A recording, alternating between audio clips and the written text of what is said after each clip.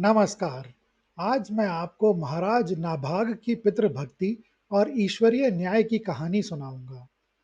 श्रीमद् भागवत पुराण में वर्णित महाराज नाभाग की यह कथा सत्य, धर्म और अनासक्ति का एक अद्भुत दस्तावेज है।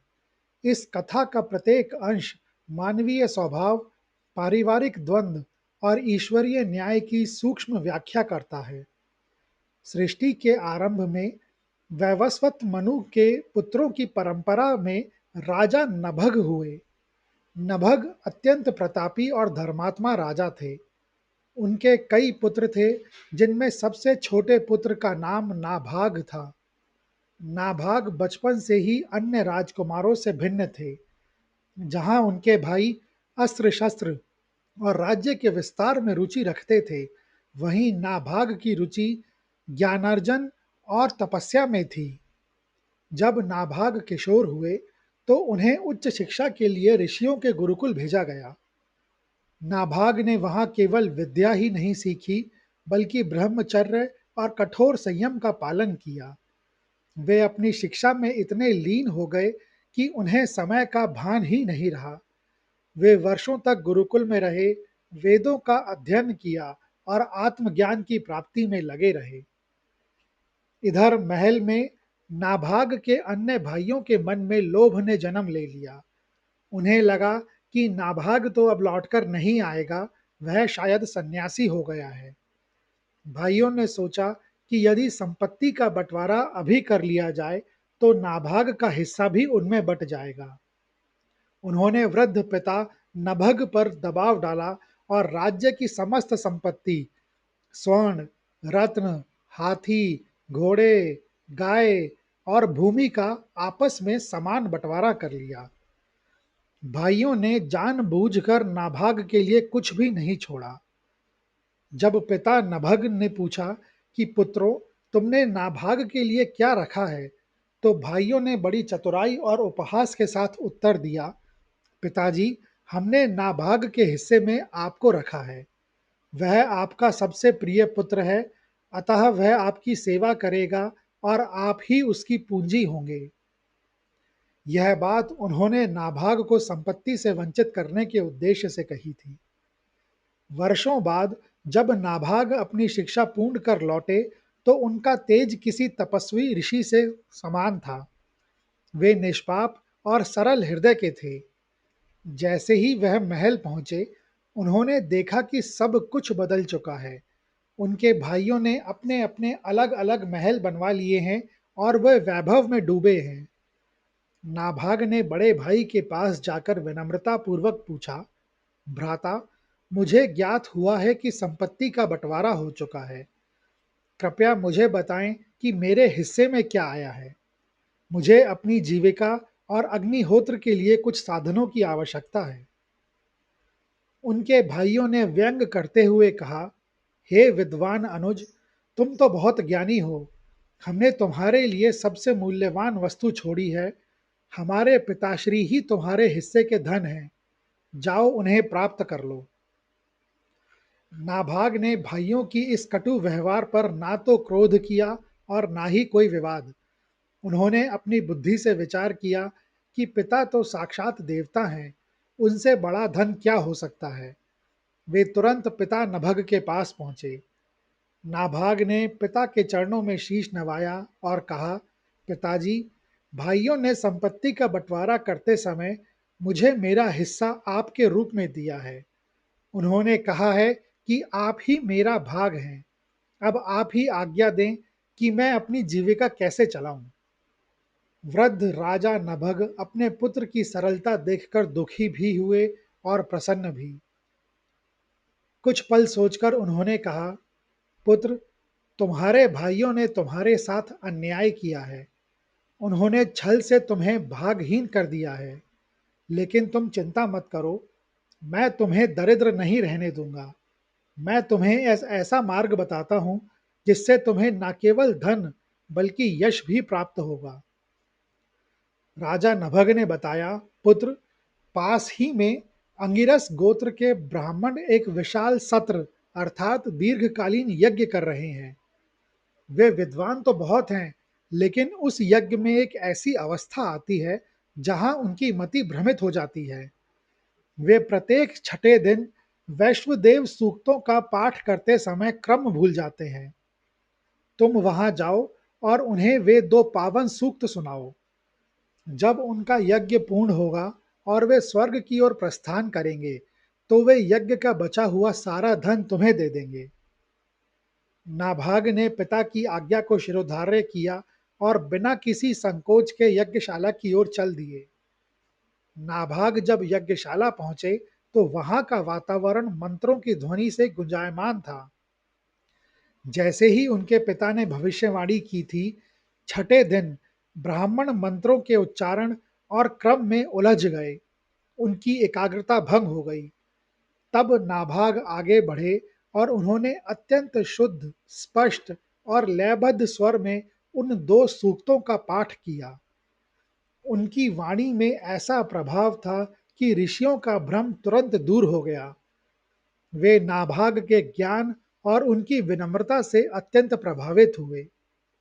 यज्ञ कई दिनों तक चला और अंततः सफलतापूर्वक संपन्न हुआ।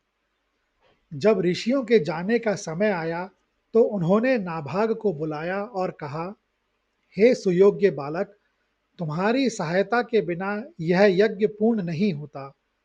हम ब्राह्मणों के पास अब जो भी धन यहाँ शेष बचा है, वह सब तुम्हारा है। हम इसे तुम्हें सौंपकर स्वर्ग की ओर प्रस्थान करते हैं। यज्ञ भूमि स्वर्ण मुद्राओं, रत्नों और मूल्यवान वस्तुओं से भर गई थी। नाभाग ने ऋषियों को प्रणाम किया और उस धन को समेटने लगे। जैसे ही नाभाग ने धन को स्पर्श करना चाहा, अचानक उत्तर दिशा से एक भयंकर गर्जना हुई। आकाश में बिजली कड़की और एक अत्यंत तेजस्वी श्याम वर्ण का पुरुष वहां प्रकट हुआ। उनकी जटाएं अग्नि के समान दहक रही थीं, गले में सर्प था और हाथ में त्रिशूल था। वे साक्षात भगवान शिव अर्थात रुद्र थे, जो यज्ञ पुरुष के रूप में वहां आए थे। रुद्र ने कड़कती आवाज में कहा, ठहरो बालक, इस यज्ञ भूमि पर जो कुछ भी शेष बचा है, उस पर केवल मेरा अधिकार है। यह मेरा भाग है। तुम इसे छूने का साहस कैसे कर सकते हो? नाभाग डरने वाले व्यक्ति नहीं थे। उन्होंने हाथ जोड़कर कहा, हे महापुरुष, इन ऋषियों ने यह धन मुझे मेरी सेवा के बदले दान में दिया है। अब यह मेरा है। भगवान शिव ने मुस्कुराते हुए कहा, धर्म का निर्णय विवाद से नहीं होता। तुम्हारे पिता नभग जीवित हैं और वे शास्त्रार्थ के ज्ञाता हैं। जाओ, उनके पास तुरंत जाओ और पूछो कि यज्ञ के इस उच्चशिष्ट अर्थात शेष भाग का वास्तविक स्वामी कौन है। जो वे कहेंगे वही सत्य माना जाएगा। नाभाग एक बार फिर अपने पिता के पास दौड़े। नाभाग ने हाँफते हुए पिता को पूरी बात बताई। उन्होंने बताया कि कैसे एक तेजस्वी पुरुष धन पर अपना अधिकार जमा रहे हैं। नभग ने आंखें मूंद लीं और ध्यान लगाया। उन्होंने सत्य को देख लिया था। नभग ने कहा, पुत्र, वह पुरुष कोई साधारण मनुष्य नहीं, वह साक्षात महादेव हैं। शास्त्रों का विधान है कि यज्ञ में जो कुछ भी अर्पित नहीं किया जाता और अंत में बच जाता है, वह रुद्र का भाग होता है। प्राचीन काल में दक्ष प्रजापति के यज्ञ के समय ही यह नियम निर्धारित हुआ था। अतः वह धन तुम्हारा नहीं है। तुम जाकर उन्हें वह धन सौंप दो और अपनी भूल के लिए क्षमा मांगो। नाभाग के लिए यह क्षण अत्यंत कठिन था। एक तरफ अपार धन था जो उनकी दरिद्रता मिटा सकता था, और दूसरी तरफ पिता का सत्य वचन। परंतु नाभाग ने एक क्षण भी विचार नहीं किया। उनके मन में धन के प्रति कोई मोह नहीं जागा। वे तुरंत वापस लौटे और महादेव के चरणों में साष्टांग दंडवत किया। फिर बोले, हे प्रभु, मेरे पिता ने निर्णय दे दिया है। सत्य यही है कि यह सब आपका ही है। अज्ञानवश मैंने इस पर दावा किया, उसके लिए मुझे क्षमा करें। आप अपनी वस्तु ग्रहण करें, मैं खाली हाथ ही सुखी हूँ। नाभाग की इस सत्य निष्ठा, पिता की आज्ञा के प्रति अटूट विश्वास और धन के प्रति पूर्ण अनासक्ति को देखकर भगवान शिव का क्रोध शांत हो गया और वे अपने परम कृपालु रूप में प्रकट हुए। भगवान शिव बोले, हे नाभाग, तुम्हारे पिता ने सत्य कहा और तुमने उस सत्य को बिना किसी तर्क के स्वीकार कर लिया। मैं तुम्हारी परीक्षा ले रहा था। जो मनुष्य धन, राज्य और सुख के लिए भी सत्य का मार्ग नहीं छोड़ता, वह मुझे अपने पुत्र के समान प्रिय है। महादेव ने आगे कहा, मैं तुम्हें यह सारा धन उपहार स्वरूप देता हूँ।